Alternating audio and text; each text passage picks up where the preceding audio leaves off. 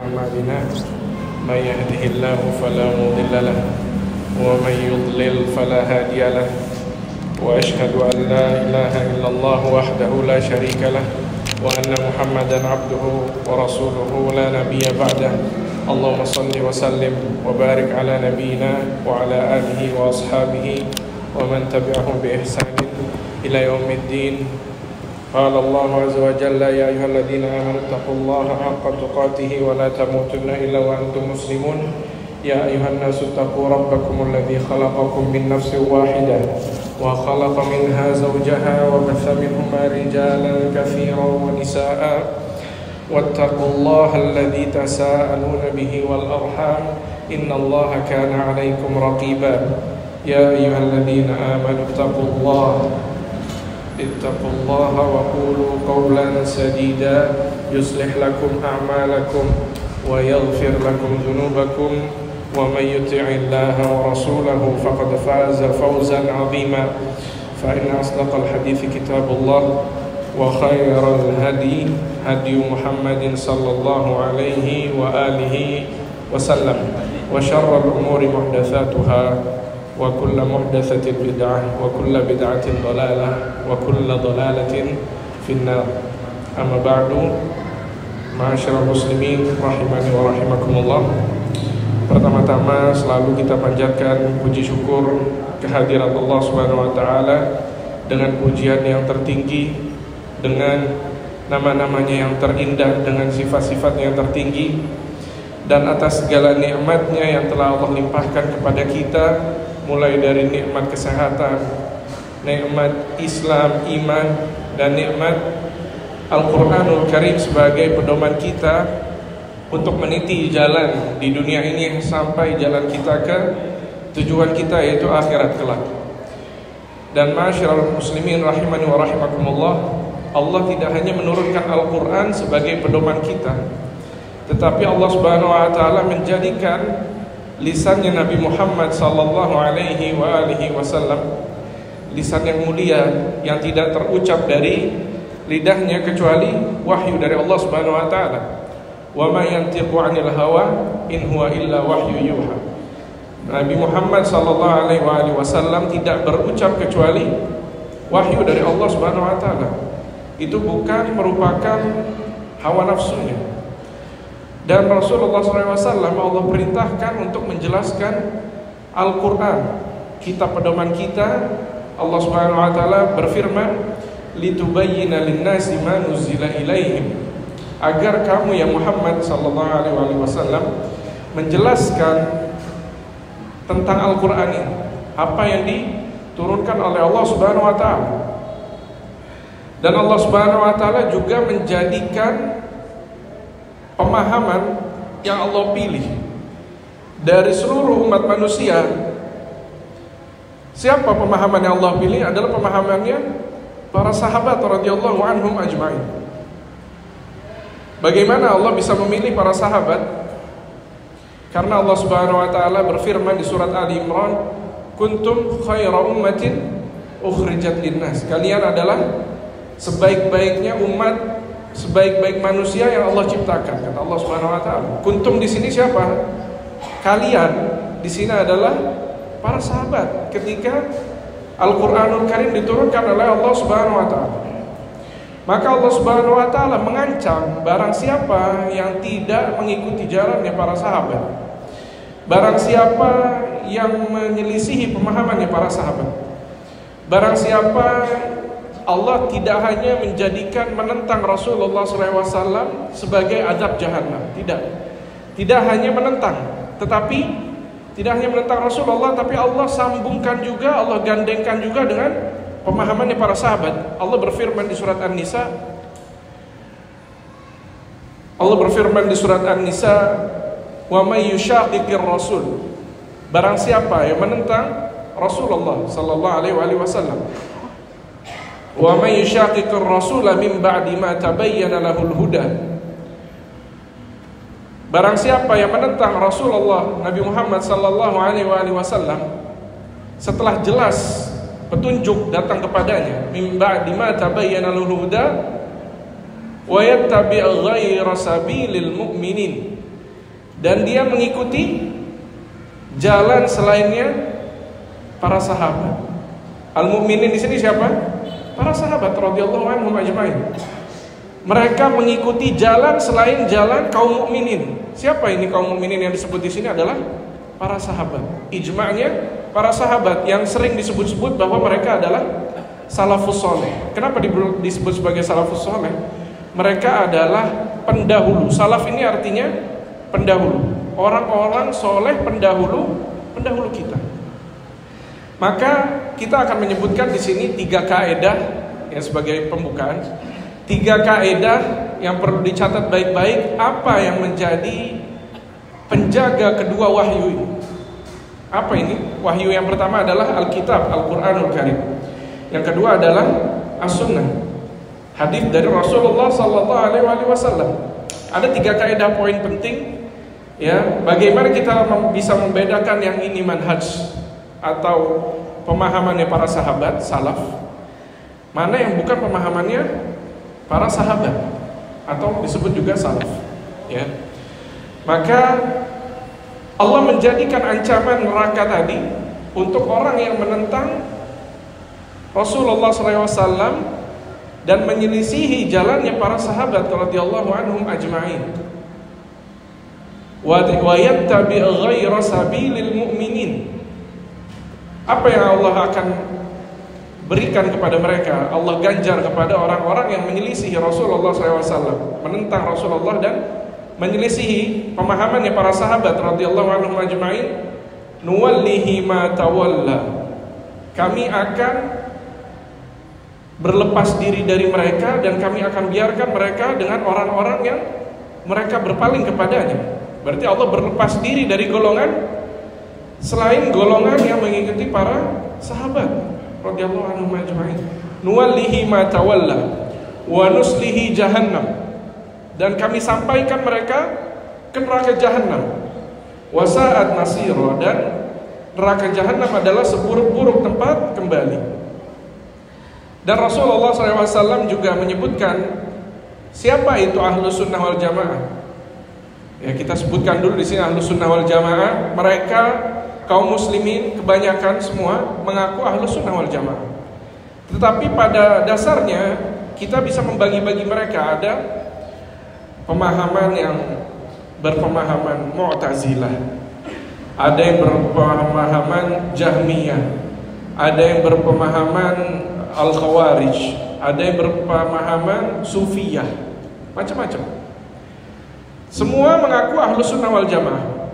Tetapi siapa yang benar-benar ahlus sunnah wal jamaah? Kata Rasulullah SAW, ketika Rasulullah SAW menyebutkan hadis tentang firqah an-najiyah, yaitu kelompok yang selamat. Ditanya oleh para sahabat, siapa itu ahlus sunnah wal jamaah ya Rasulullah? Maka Rasulullah SAW menjawab, ma ana alaihi wa ashabi. Bukan hanya Rasulullah yang berada di atasnya, di atas jalannya Rasulullah SAW, tapi para sahabatnya. Wa ashabi, kata Rasulullah SAW. Ya, ini selaras dengan ayat yang telah kita bacakan tadi. Maka mereka yang kita sebut sebagai ahlus sunnah wal jamaah. Maka orang-orang yang mengikuti para sahabat, yang bertemu dengan para sahabat, kita sebut sebagai at-tabi'in. Mereka adalah pengikutnya para sahabat. Yang disebutkan juga Allah sucikan mereka, mereka adalah ahlu surga. Mereka adalah penduduk surga, kata Allah Subhanahu wa taala di surat At-Taubah, was-sabiqunal awwaluna minal muhajirin wal ansar walladzina tabauhum bi ihsanin radhiyallahu anhum wa radu anhu. Allah Subhanahu wa taala menyebutkan as-sabiqunal awwalun, orang-orang yang awal dari para muhajir, yaitu orang-orang yang berhijrah dari Mekah ke Madinah, muhajir namanya. Yang kedua ansar, orang yang menerima para muhajirin, ya. Setelah itu walladzina tabauhum bi ihsan, dan orang-orang yang mengikuti mereka, dua kelompok ini, muhajir dan ansar, mereka para tabi'in, ya. Allah Subhanahu wa taala menyebutkan mereka tempatnya di surga. Jannatin tajri a'addalahum jannatin tajri tahtahal anhar. Allah menyiapkan untuk mereka surga-surga yang mengalir di bawahnya sungai-sungai. Allah ridho kepada mereka dan mereka ridho kepada Allah Subhanahu wa taala. Dan Allah Subhanahu wa taala juga menyebutkan Rasulullah SAW menyebutkan di suatu hadis, khairun nasi qarni. Sebaik-baik manusia adalah abadku atau golonganku atau adab peradabanku. Peradabannya para sahabat Rasulullah SAW dan para sahabat. Tsummal ladzina yalunahum. Kemudian adalah yang setelahnya, yaitu para tabi'in. Tsummal ladzina yalunahum. Kemudian yang selanjutnya tabi'ut tabi'in namanya. Ya, dan seterusnya. Maka yang bisa kita sebutkan sebagai pengikutnya para sahabat adalah juga yang mengikuti jejaknya para sahabat. Mereka adalah pemahaman yang Allah sucikan, sebagaimana yang telah kita sebutkan. Maka poin yang pertama yang harus menjadi pemahaman kita dalam memahami bagaimana pemahaman yang harus kita ikuti. Yang pertama adalah kullu fahmin bil adillah yukhalifu fahma salaf as-salih fahuwa batil. Semua pemahaman dengan dalil. Dalil ini berarti dua, ya kan? Al-Quran dan hadis. Mereka semua membawakan hadis dan Al-Quran pasti. Mereka bilang kami membawa Al-Quran dan hadis. Semua firqah-firqah yang selain Ahlussunnah wal Jamaah, mereka mengaku berdalil dengan Al-Quran dan hadis. Ya. Tetapi dengan pemahaman siapa? Maka di sini kita sebutkan sebagai barang siapa yang menyelisihi pemahamannya para sahabat, maka itu adalah pemahaman yang batil. Adalah pemahaman yang batil, yang sesat. Ya. Kenapa kita bilang sesat? Karena kita harus membedakan mana yang hak, mana yang batil. Mana yang benar, mana yang salah. Bukan berarti kita menganggap diri kita ini sebagai orang ahli surga, bukan. Bukan kita menganggap diri kita pasti masuk surga, bukan. Bukan kita juga menganggap golongan kita, kelompok kita yang pasti masuk surga, enggak seperti itu. Tetapi kita mensucikan apa? Al-Quran, As-Sunnah atas pemahamannya para sahabat. Yang kita sucikan pemahamannya ini. Adapun orang-orangnya enggak suci. Kita pasti berdosa. Ya kan, semua kita pasti berdosa. Jadi kalau ada kelompok-kelompok yang menyebutkan bahwa mereka yang mengaku selalu benar, ya, kita nggak mengaku selalu benar. Kita hanya mengikuti pemahaman yang benar. Kita mengikuti Al-Quran dan Sunnah. Ya, dua wahyu ini kita ikuti dengan pemahamannya para sahabat. Kalau kita nggak mengikuti yang kita yakini benar, masa kita mengikuti yang kita yakini salah? Kan nggak mungkin. Ada dua pasti. Ada yang hak dan ada yang batil. Ada yang benar, ada yang salah. Maka semua mengaku Ahlussunnah wal Jamaah, ya, Al-Khawarij. Orang yang mengkafirkan kaum muslimin, mereka disebut Al-Khawarij. Mengkafirkan kaum muslimin yang berdosa dengan dosa kecil maupun dosa besar, dikafirkan oleh Khawarij. Adapun kita Ahlussunnah wal Jamaah, kita nggak mengkafirkan orang yang pelaku dosa besar, enggak. Orang yang berzina, orang yang mencuri, orang yang minum khamar, enggak kita kafirkan. Mereka kaum muslimin, ya. Bahkan Rasulullah SAW pernah menyebutkan bahwa jangan kamu cela dia, jangan kamu laknat dia. Orang peminum khamar ini, ada yang melaknat dia. Lalu kata Rasulullah SAW, jangan kamu laknat dia, karena sesungguhnya dia mencintai Allah dan Rasulnya. Berarti apa? Kecintaan kepada Allah dan Rasulnya ini bisa menutupi dia dari segala kesalahannya, ya. Tetapi dengan kecintaan kita kepada Allah dan Rasulnya harusnya membawa kita kepada ketaatan kepada Allah dan Rasul Sallallahu Alaihi Wasallam. Ya, mereka Al-Khawarij berdalil dengan faqtulul musyrikina haitsu wajadtumuhum, maka bunuhlah kaum musyrikin di mana kalian mendapati mereka. Tetapi mereka mentakwil ayat ini bahwa al-musyrikin di sini termasuk kaum muslimin yang berbuat syirik, yang mereka nggak sadar, ya, mereka dalam kebodohan, kejahilan, atau mereka dalam syubhat, ini nggak boleh dikafirkan. Orang-orang seperti ini nggak boleh dikafirkan. Walaupun Allah menyebutkan orang-orang yang berbuat syirik mereka adalah orang-orang kafir.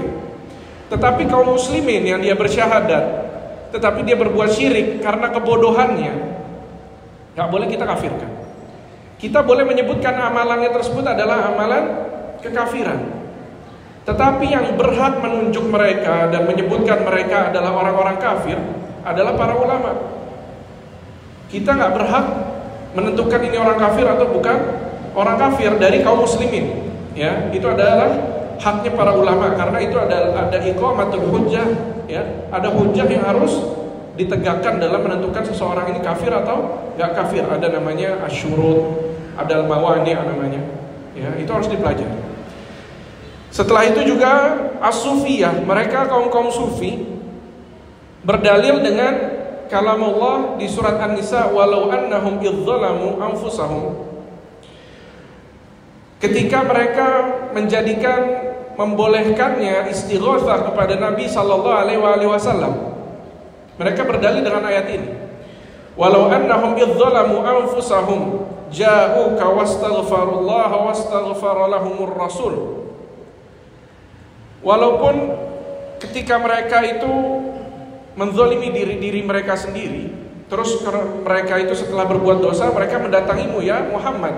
Mereka kaum sufi ini berdalil dengan ayat ini bahwa mendatanginya ke Rasulullah sallallahu alaihi wasallam itu dalam keadaan hidup dan mati, hayyan wa mayyitan kata mereka. Tetapi sesungguhnya para sahabat gak melakukan itu.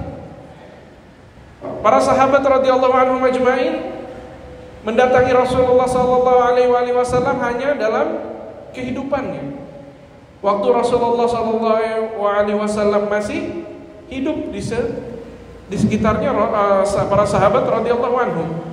Maka ini adalah pemahaman yang salah, bukan pemahamannya para sahabat as-sufiyah. Begitu juga pemahaman yang lain, al-Mu'tazilah, al-Jahmiyah. Mereka bukan pemahaman dengan pemahamannya para sahabat. Begitu juga Asy'ariyah yang mereka mengaku imam mereka adalah Imam Abul Hasan al-Asy'ari, padahal imam mereka sendiri bertaubat dari pemahamannya sendiri. Ya, bisa kita baca kitabnya Imam Abul Hasan al-Asy'ari rahimahullah. Ada kitabnya tempat dia merujuk dari pemahamannya adalah kitab Al-Ibanah. Ya, di mana nggak diakui oleh murid-muridnya. Kitab Al-Ibanah ini nggak diakui oleh para muridnya Imam Asy'ari. Ya, maka kalau kita lihat banyak muslimin yang mengaku dengan berakidah dengan akidahnya salaf, mereka berfikih dengan fikihnya Imam Asy-Syafi'i, lalu mereka berakidah dengan akidahnya Asy'ari. Ya, ini bukan pemahamannya para salafus saleh, bukan. Kalau mereka mengaku bahwa itu pemahamannya salafus saleh, silahkan bawa ijma' dari para sahabat tentang pemahaman mereka, ya kan? Tentang Allah tidak beristiwa di atas arsy. Padahal ada 7 ayat yang menyebutkan Allah beristiwa alal arsy. Mereka merubah, mentakwil menjadi al-istila kata mereka, yaitu menguasai arsy kata mereka. Ya. Karena apa? Karena mereka mengagungkan akal-akal mereka, tidak mengagungkan nas Al-Quran dan hadis. Kalau mereka mengagungkan Al-Quran dan hadis, mereka tidak akan menolak ayat-ayat ini. Ya, bahkan pemahamannya para sahabat radhiyallahu anhum ajma'in, mereka berpemahaman Allah Subhanahu wa taala ada di atas. Ya. Bahkan kalau kita mau lihat sesuatu yang ada di atas itu nggak menjadikan yang di atas itu butuh kepada yang ada di bawahnya, enggak. Apalagi Allah Subhanahu wa taala walahul masalul a'la. Bagi Allah adalah permisalan yang sangat-sangat tinggi, yang tidak bisa dibandingkan dengan permisalan para makhluknya. Ya, kita lihat bumi ini dengan langit aja, langit butuh nggak sama bumi ini? Nggak butuh. Ya, apalagi Allah Subhanahu wa taala yang beristiwa alal arsy. Ya, kita nggak boleh tolak pemahaman ini. Ini pemahaman yang banyak bertebar di kaum muslimin. Ya, maka ayat-ayat yang lain yang mereka tolak, contohnya seperti bal yadahu mabsutatan. Kedua tangan Allah dibentangkan sama Allah. Ketika Allah berfirman dengan kedua tangan Allah dibentangkan, nggak boleh ditakwil menjadi rahmat Allah, menjadi kekuatan Allah.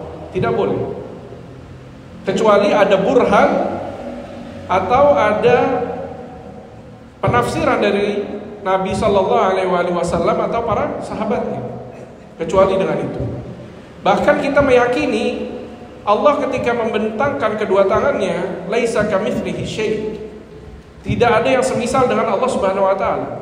Jadi kita yakini dengan Allah membentangkan kedua tangannya, tapi kita tidak boleh menanyakan bagaimana kaifiyahnya, kebagaimanaannya Allah membentangkan kedua tangannya, nggak boleh kita tanyakan.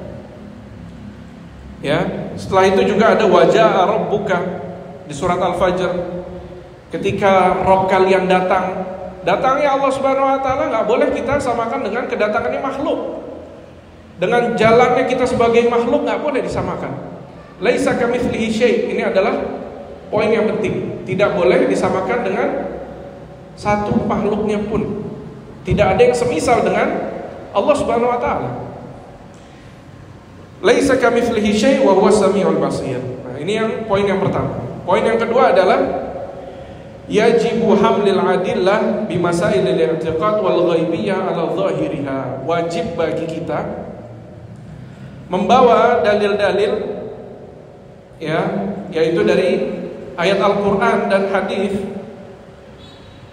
dalam permasalahan keyakinan dengan hal-hal gaib ala zahiriha, sesuai apa yang dikatakan oleh Allah dan Rasulullah sallallahu alaihi wasallam. Ala zahiriha wa haqiqatiha, dan sesuai hakikatnya, enggak boleh ditakwil. Sesuai dengan hakikatnya yang pantas dengan Allah Subhanahu wa taala, sesuai dengan ketinggian Allah, sesuai dengan keagungannya Allah Subhanahu wa taala. Karena tidak ada yang semisal dengan Allah Subhanahu wa taala.